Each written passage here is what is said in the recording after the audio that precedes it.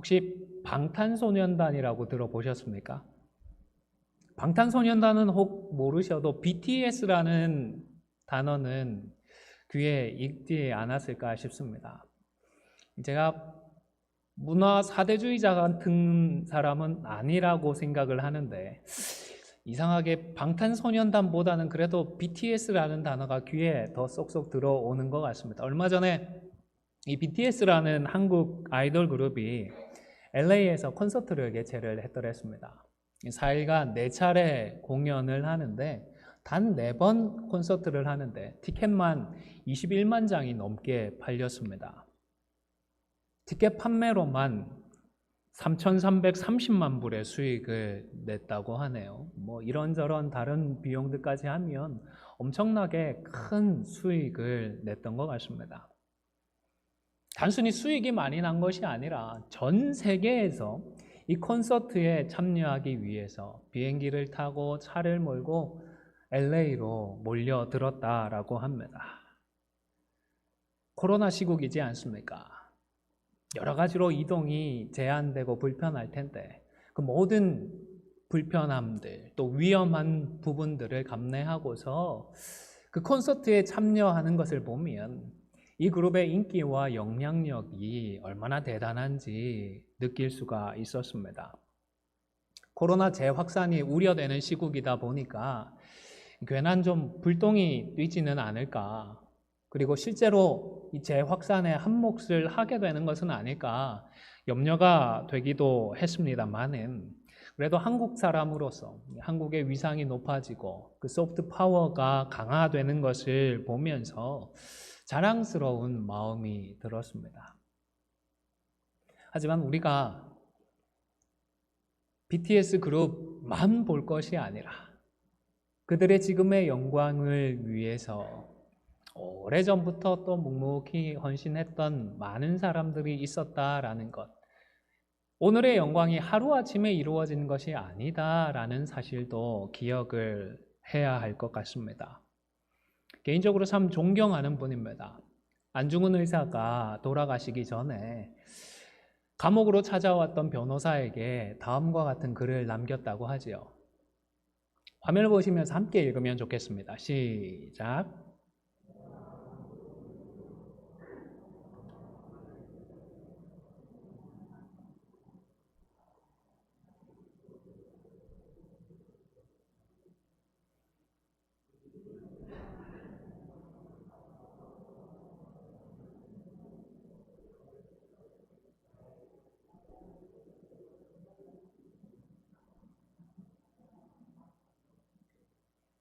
짧은 글이지만 이 글만으로도 안중근 의사의 삶이 어떠했는지, 그리고 그 삶의 의지가 어떠했는지 충분하게 느낄 수 있을 것 같습니다. BTS가 있기 전에 이런 수많은 분들이 계셨습니다. 삶의 영역에서 묵묵히 이런 삶의 의지들을 다지고 삶의 유지들을 이어가던 그 위에 오늘의 BTS가 있지 않나라고 생각을 합니다. 이 땅에 오신 예수님, 우리 예수님 앞에도 많은 사람들이 있었습니다. 특별히 오늘 본문에는 세례 요한이라고 하는 인물을 소개하고 있습니다. 예수님은 이 요한을 생각하면, 이 요한을 평가하면서 여자가 낳은 자 중에 어떻다고요? 가장 큰 자다. 이 사람보다 더 큰 사람이 없다라고 말씀을 하신 바가 있습니다. 친척이라서 혈적 어드밴티지가 있었던 것이 아니고 그의 삶에, 정말로 그의 삶의 의지를 통하여서 그는 주님의 오실 그 길을 예비하며 정말로 큰 일을, 위대한 일을 하나님 앞에서 이루었던 것입니다. 그런데 우리가 생각하기에 큰 사람, 위대한 인물이라고 하면 거기에 걸맞는 대우가 있어야 한다라는 생각을 하지요.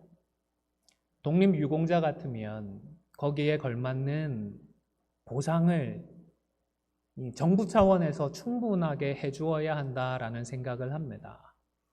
요즘 한국에는 BTS 같은 그룹은 군대 면제까지 시켜줘야 된다 이런 얘기들이 나오고 있다고 하죠. 걸맞는 보상, 걸맞는 대우를 기대하는 것입니다. 그런데 세례 요한의 삶은 어떻습니까? 가장 큰 자다, 사람 중에 가장 큰 자다 예수님께서 인정해 주셨지만, 칭찬해 주셨지만 정작 그의 삶은 비극적이었습니다. 남루하고 허름한 옷을 입고 살았고 볼품없는 행색을 하고 살았습니다. 인생사 새공지마 고생 끝에 낙이 온다고 이렇게 별 볼 일 없는 삶을 살다가 영광을 누리고 영화를 누렸던 것도 아닙니다. 누가 보더라도 그의 삶은 비극으로 마침표를 찍고 말았습니다. 인정하기가 쉽지 않습니다. 납득하기 어려운 현실입니다. 그럼에도 불구하고 예수 그리스도를 통한 하나님의 구원을 소망하는 우리들로서 오늘 본문의 말씀을 중심으로 해서 구원을 소망하는 우리의 마땅한 태도, 구원을 위해 이 땅에 오시고 구원을 완성하기 위하여 다시 오실 우리 주님을 향한 합당한 태도가 무엇인지에 대해 잠시 함께 상고를 하고자 합니다. 첫 번째로 우리는 믿는다 말만 하지 말고 믿음에 합당한 열매를 맺고자 노력을 해야 합니다. 7절에 보면 세례를 받으러 오는 사람들을 향해 세례 요한이 뭐라고 했죠? 아이고 잘한다, 아이고 애쓴다 칭찬하지 않았습니다. 독사의 자식들이라고 불렀습니다. 얼굴을 보자마자 시원하게 욕사발부터 날렸던 것입니다. 요즘 같은 시대에 목사가 설교를 시작하면서 성도님들을 향하여서 이런 비슷한 수위의 발언을 했다면 어떻게 되었을까요? 명예훼손이라고 고발을 당하지 않았을까 싶기도 합니다. 누가 이런 모욕을 듣고 싶겠습니까? 누가 가만히 있게 했습니까? 누가는 이런 욕을 들었던 사람이 누구인지는 알려놓지 않았습니다. 하지만 병행 본문들을 참고해 보면 그 당시에 종교 지도자들이었던 바리새인과 사두개인들이었습니다. 그들은 나름 사회적으로 성공한 사람들이었고 종교적으로도 인정을 받고 있는 사람들이었습니다. 하지만 한 가지 큰 문제가 있었던 것입니다. 명백하고도 중요한 문제가 예수님의 눈에는 보였던 것입니다. 무엇입니까? 잘 믿는다고는 하는데 정작 그 삶에서 믿음에 합당한 열매들이 보이지 않았다라는 점입니다. 그들은 스스로가 아브라함의 자손인 것을 자랑스러워했습니다. 아브라함의 후손으로 태어나서 하나님의 백성, 하나님의 자녀된 것을 영광스럽게 생각을 했습니다. 그런데 그렇게 자랑은 하면서 하나님의 백성다운 아브라함의 후손다운 삶은 소홀하고 말았던 것입니다.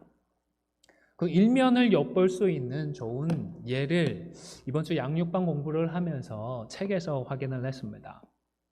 유대인 남자들은 자랑스러워하는 3가지 감사의 제목들이 있다고 합니다. 첫 번째는 자기가 동물로 태어나지 않은 것에 대해 감사를 한다고 합니다. 두 번째로는 이방인이 아니라 유대인으로 태어난 것을 감사한다라고 합니다. 세 번째로는 여자가 아니라 남자로 태어난 것을 감사한다라고 합니다. 여러분은 이 감사의 제목을 들으시면서 어떤 느낌이 드십니까? 제가 듣기에는 감사의 제목은 아닌 것 같습니다. 자기가 유대인 남자라는 것에 대한 노골적인 자랑거리인 것 같습니다. 실제로 자기가 어떤 삶을 사느냐와는 아무런 상관이 없습니다. 그저 하나님께서 그렇게 해놓으신 것을 가지고 자랑질을 하는 것입니다. 그래서 세례 요한은 전곡을 찔렀습니다. 말씀의 열매를 맺지 못하는 아브라함의 자손들은 하나님 앞에서 볼 때에, 하나님께서 보실 때에 그저 너희들 주변에 널브러져서 밟히고 차이는 돌멩이보다 못한 존재다라고 말씀을 하셨던 것입니다. 사도 바울의 표현을 빌리면 그저 표면적인 유대인에 불과했던 것입니다. 그래서 아무리 아브라함의 후손임을 자랑한다 하더라도 장차 올 하나님의 심판을 피할 수는 없을 것입니다. 그렇기 때문에 회개의 세례만 받고서 그렇게 돌아가고 끝내지 말고 실제 삶에서 회개에 합당한 열매를 맺으라고 말씀을 했던 것입니다. 구체적으로 어떤 내용입니까? 옷이 두 벌 있으면 옷 없는 사람에게 나누어 주고, 먹을 것에 여분이 있으면 지금 먹을 것이 없는 사람들에게 나누어 주라고 했던 것입니다. 마음에 할례를 받아야 하는 것입니다. 이면적인 유대인이 되어야 하는 것입니다. 하나님의 백성다운 존재가 되고 백성다운 삶의 열매를 맺어야 하나님께 인정도 받고 칭찬을 받는 것입니다. 물론 그렇다고 해서 하나님을 믿는다는 사람들은 재산도 모으면 안 되고 생기는 족족 다 나누어 주라는 그런 말씀은 아닙니다. 계속 힘써 수고하십시오. 노력하십시오. 그리고 하나님께서 선물로 주시는 수고의 모든 열매들로 기뻐하고 즐거워하실 수 있기를 바랍니다. 저축도 하시고요. 투자도 하십시오.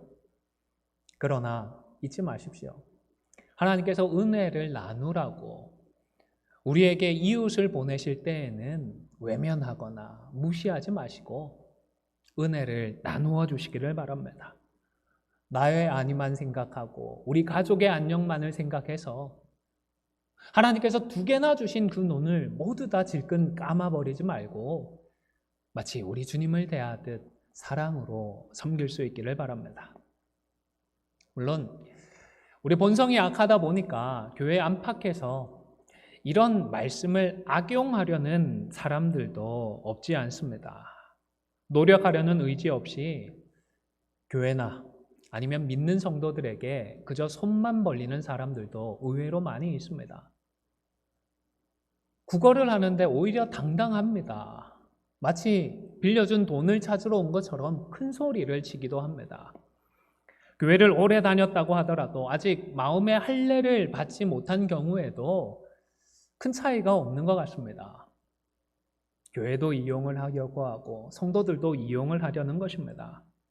우리 예수님은 이 땅에 오셔서 제자들을 섬겨주셨는데 오늘날 현대교회 성도들 중에는 교회와 성도들이 자신을 섬기라고 큰 소리를 치고 내가 어떻게 교회를 왔는데 교회에서 돌아갈 때에는 뭐라도 하나 가져가야 되겠다 큰 소리를 치는 것 같습니다.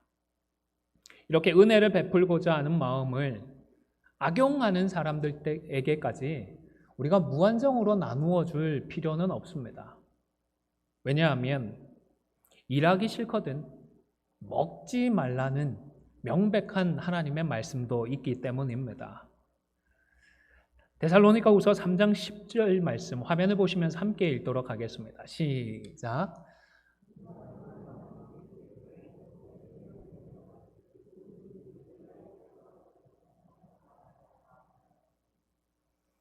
은혜만 생각할 것이 아니라 은혜의 남용, 은혜의 악용까지도 우리는 염두에 두어야 하는 것입니다. 제가 대학생 시절 그리고 교회 대학부를 사역자로 지도하던 시절에도 거지 근성들이라고 할까요? 노예 근성이라고 할까요? 그런 부분들을 떨쳐버리기 위해서 노력을 했습니다. 시골 교회로 학위 봉사를 가거나 인근의 동남아시아 지역으로 단기 선교를 갈 때에 당연히 우리가 지원을 받아야 한다라는 생각에 저는 반대를 했습니다.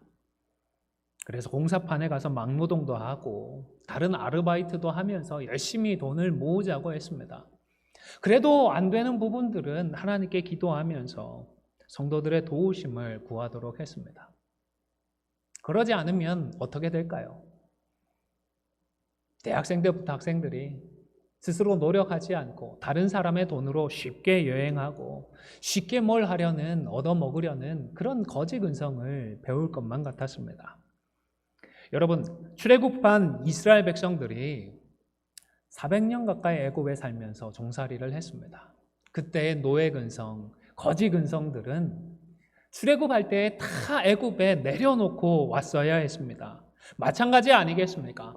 하나님의 자녀된 저희들입니다. 이제는 죄의 노예되었던 그 모든 근성들, 거지 근성을 더 이상 우리 가운데 남겨두지 않도록 노력을 해야 하는 것입니다. 안 되는 것이 아닙니다. 할 수 없는 것도 아닙니다. 내게 능력 주시는 자 안에서 어떻게 해요? 다 할 수 있다. 능력 주시면 부유할 때에도 시험에 들지 않고 능력 주시면 가난하더라도 불평하고 원망하지 않을 수가 있는 것입니다. 노예 근성을 벗어던지고 하나님의 자녀다운 삶과 인격을 추구해야 하는 것입니다. 세례 요한이 개인적으로 악감정이 있어서 바리새인들, 사두개인들에게 이렇게 말했던 것은 아닐 것입니다.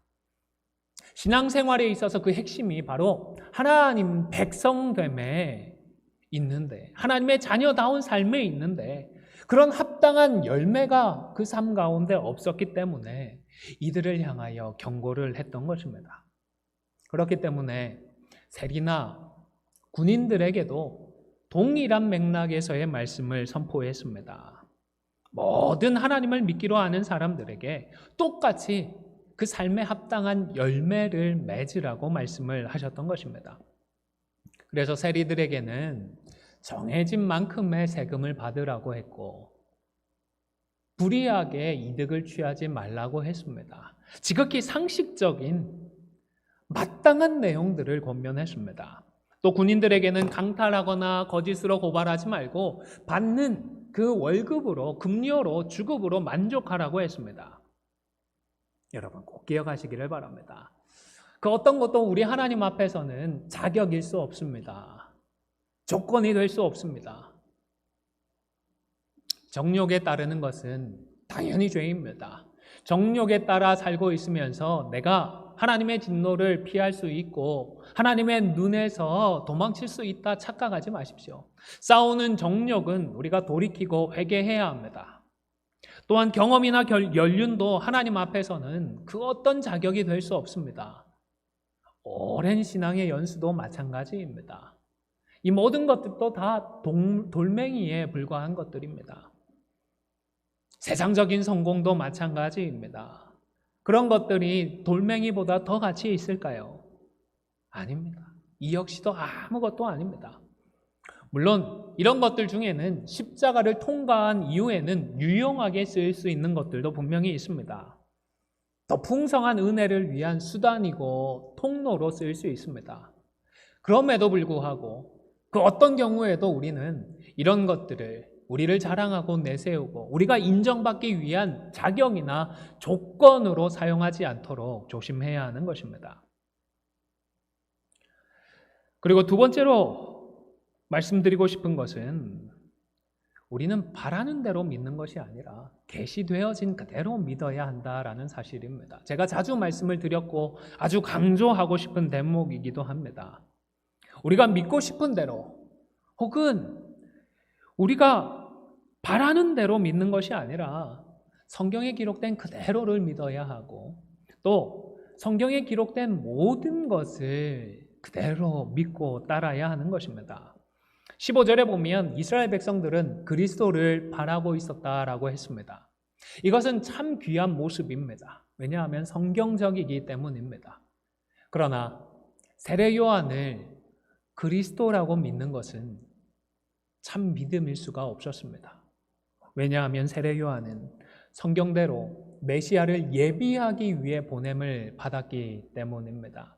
명백하게 세례 요한은 대단한 설교자였습니다. 영향력이 엄청났습니다. 그러니까 사람들이 광야로 찾아와서 그의 설교를 듣고 그에게 세례를 받으려고 했겠지요. 광야가 어떤 곳입니까? 차도 없고 도로도 없던 그런 시기입니다. 걸어서 가든지 아니면 짐승을 타든지 먼지 날리고 뜨거운 그 길을 걸어서 굳이 광야로 가서 설교를 들었습니다.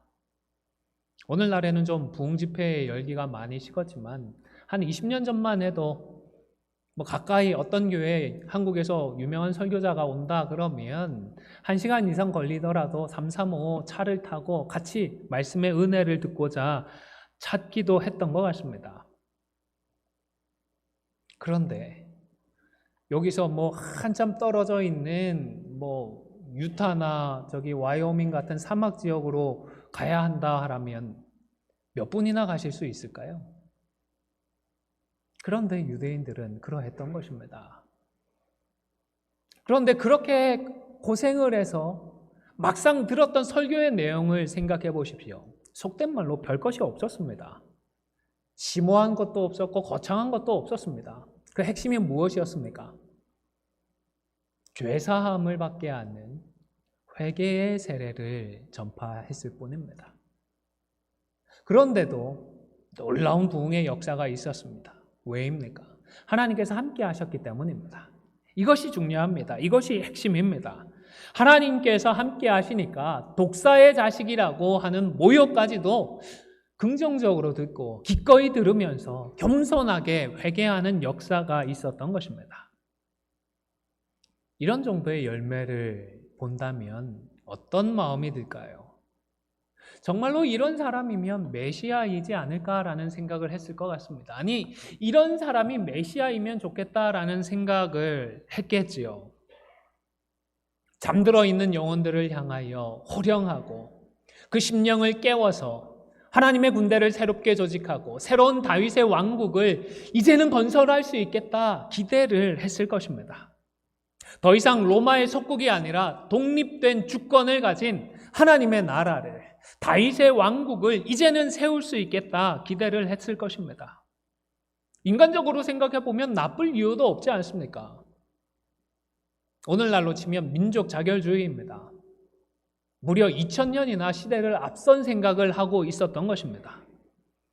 그러나 아무리 좋은 것이라고 해도요, 나쁠 것이 없는 일이라고 하더라도요, 문제는 이것은 하나님의 뜻이 아니었다라는 점입니다. 왜입니까? 성경 말씀에 비추어 보면 세례 요한은 메시아일 수가 없었던 것입니다. 여러분, 우리 믿음의 사람들이 믿고 소망해야 할 것은 우리의 바람, 우리의 소망이 아닙니다. 하나님의 뜻입니다. 자, 그렇다면 먼저 하나님의 뜻을 우리가 알아야 하는데요. 우리 인간들이 어떻게 하나님의 뜻을 알 수 있죠? 네, 그렇습니다. 하나님의 말씀을 통하여 우리는 하나님의 뜻을 알 수 있습니다. 신학적인 용어이기는 해도 많이 들으셔서 계시라는 단어를 잘 아실 텐데요. 계시를 통하여서 우리에게는 하나님의 뜻이 알려져 왔습니다. 이 계시는 창세기부터 해서 요한계시록에 이르기까지 66권의 성경으로 완결이 되었습니다. 혹시 내가 성경 외에 더 특별한 계시를 받았다라는 사람이 있으면 이런 분들의 말은 무시하십시오. 이런 분들은 피해 다니시는 것이 유익합니다. 큰일 낼 사람들이고 하나님 앞에서 교만한 사람들입니다. 물론 성경만이 하나님의 말씀인 것은 아닙니다. 성경은 정확무어한 하나님의 말씀이지만 그러나 성경만이 하나님의 말씀인 것은 아닙니다. 오늘날에도 하나님은 자연을 통하여서 창조주 하나님의 위엄과 영광을 우리에게 말씀하여 주십니다. 우리의 주변의 상황이나 환경을 통하여서도 하나님의 뜻을 말씀해 주실 때가 있습니다. 주변의 다른 사람들을 통하여서 아니면 우리 마음의 생각을 통하여서도 하나님께서 말씀을 해 주실 때가 분명히 있습니다. 그러나 이런 종류의 하나님의 음성은 삶에서 우리가 성경 말씀을 어떻게 적용하고 어떻게 결단하며 살아야 하는 것과 관련이 있습니다. 결코 성경과 같은 권위를 가진 그런 계시는 더 있지 않습니다. 다른 그 어떤 것도 성경 이상의 권위를 가진 것은 없다라는 사실을 기억하시기를 바랍니다. 세례 요한도 철저하게 성경 말씀의 울타리 안에 머물렀습니다. 한번 생각해 보시기를 바랍니다. 나는 아닌 것 같은데 다른 사람들은 나를 메시아라고 인정을 해주네. 나는 그냥 진솔하고 단순하게 솔직하게 하나님의 뜻을 선포했는데 사람들이 이거 광야까지 찾아와서는 눈물 흘리고 회개하고 또다시 다른 사람들까지 데리고 오면서 회개를 하네. 이대로 세력을 규합하고 힘을 얻어간다면 정말로 내가 메시아의 역할도 해낼 수 있지 않을까? 이런 생각까지 했다면요. 아마 큰 자라는 평가 대신에 큰 사기꾼이라는 평가를 받았을 것입니다. 또한 우리는 우리가 듣고 싶은 것만 취사 선택하는 것이 아니라 성경에 있는 모든 말씀을 다 믿어야 합니다. 세례 요한의 경우에도 자신에게 유리하게 쓰일 수 있는 말씀만을 따로 선택할 수도 있었을 것입니다. 하지만 그러지 않았습니다. 기록되어진 말씀의 모든 내용들을 그대로 다 믿었던 것입니다. 사실 메시아는 유다 지파로, 유다의 후손으로 태어나야 했습니다. 하지만 자신은 레위 지파였습니다. 아버지가 제사장이었지 않습니까? 또 실제 사역을 보면 부흥의 열매들은 있었지만 별다른 이적이나 기적도 없었습니다. 이와 관련된 메시아의 그 구절들을 참고해 보면 자신은 결코 메시아일 수가 없다 확신을 했던 것입니다. 오히려 내 뒤에 누군가가 오실 것이고 그분이 참된 메시아이다라는 사실을 믿었던 것입니다. 자신보다 능력이 많은 분이 따로 오실 것을 알렸던 것입니다. 자신은 물로 세례를 베풀고 있지만 성경에 말씀되어진 바로 그 메시아는 내 뒤에 오셔서 불로 세례를 베푸실 것을 알았고 그 사실도 알려주었던 것입니다. 세례 요한은 성경의 모든 말씀을 가감하지 않고 자신의 입맛대로 취사 선택하지 않고 그대로 다 믿었던 것입니다. 여러분, 우리 하나님 복의 근원이시고 우리에게 축복하기를 원하십니다. 믿으십니까? 아멘. 그러면 하나님은 이런 우리들에게 고난도 겸하여 주고자 하십니다. 믿으십니까? 아멘. 감사합니다. 이 모든 것을 우리는 다 믿어야 하는 것입니다. 교회로 모이면 항상 행복한 일, 즐겁고 기쁜 일만 생길 줄 알았는데 교회로 모여서 왜 이렇게 괴로운 일이 생깁니까? 힘든 일이 생깁니까? 이것이 이상한가요? 교회가 이상해서 그런가요? 아닙니다. 본래적인 목적이기 때문입니다. 하나님께서 우리를 연단시키고 성숙시키기 위한 일이라면 이것은 당연한 것입니다. 이 역시 우리는 믿음으로 받아야 하는 것입니다. 좀 힘들다고 해서, 괴롭다고 해서 외면하거나 도망칠 필요가 없는 것입니다. 그러나 안타깝게도 개인적으로나 그리고 교회의 역사적으로나 말씀을 가감해버리고 내 입맛에 따라서 말씀을 선택하는 실수들이 반복되어져 왔습니다. 얼마 전에 다시 꺼내어서 읽었던 단단한 진리라는 책에 실제 역사 속에서 일어났던 예를, 근대 역사 속에서 일어났던 일을 잘 정리를 해준 글을 인용을 했습니다. 제가 PPT로는 넣지를 못했는데 한번 읽어드리겠습니다. 잘 들어보시기를 바랍니다. 독일에서 실제로 그런 일이 벌어졌고 러시아와 중국, 캄보디아도 그 뒤를 따랐다.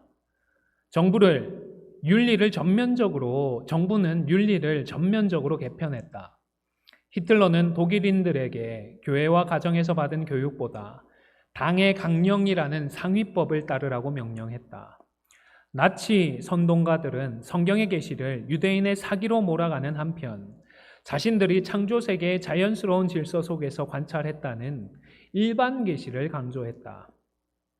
레닌은 이 소련의 그 리더죠, 지도자죠. 레닌의 경우에는요, 러시아인들에게 타고난 양심 대신 혁명 정신을 받아들이라고 요구했다.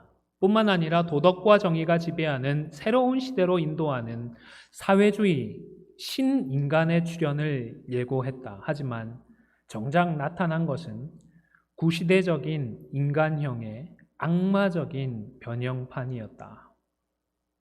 어떤 비극이 실제 역사에서 이들이 일으켰는지 우리는 잘 기억하고 있는 것입니다.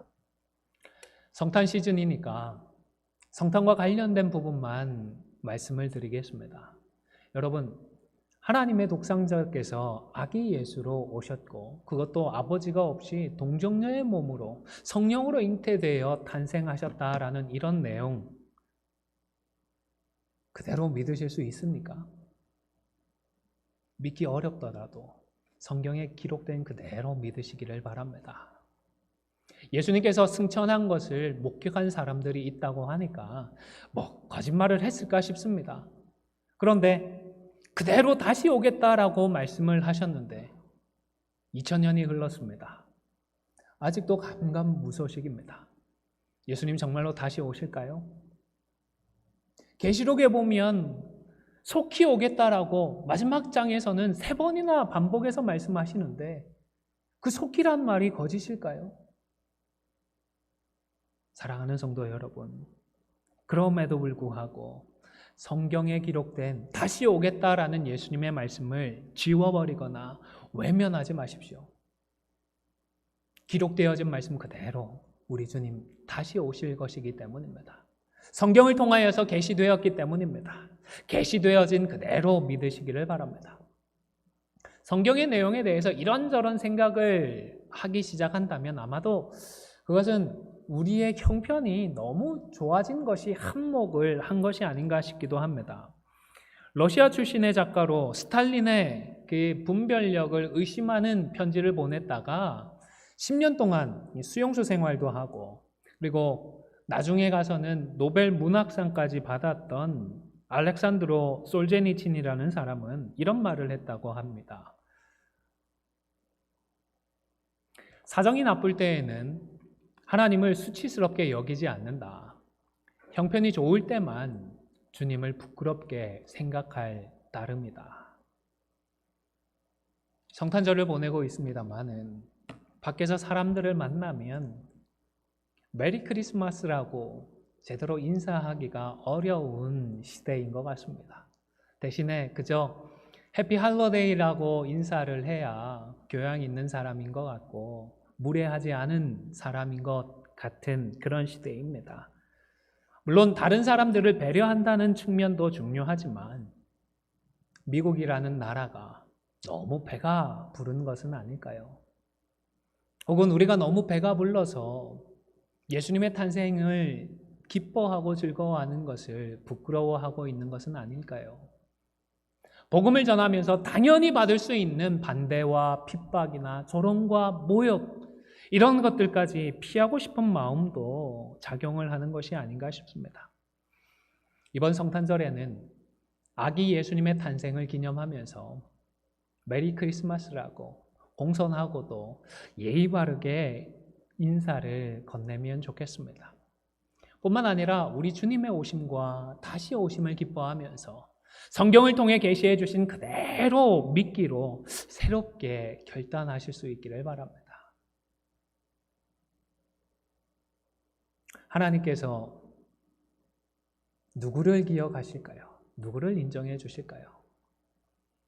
세상 사람들 중에는 BTS만 생각하는 사람도 그런 사람들이 오히려 많겠지만 그러나 그들 이전에 안중근 의사나 다른 대한민국에 참으로 헌신되고 훌륭한 분들이 그들의 밑거름이 되어 주었다라는 사실을 기억하고 있는 것처럼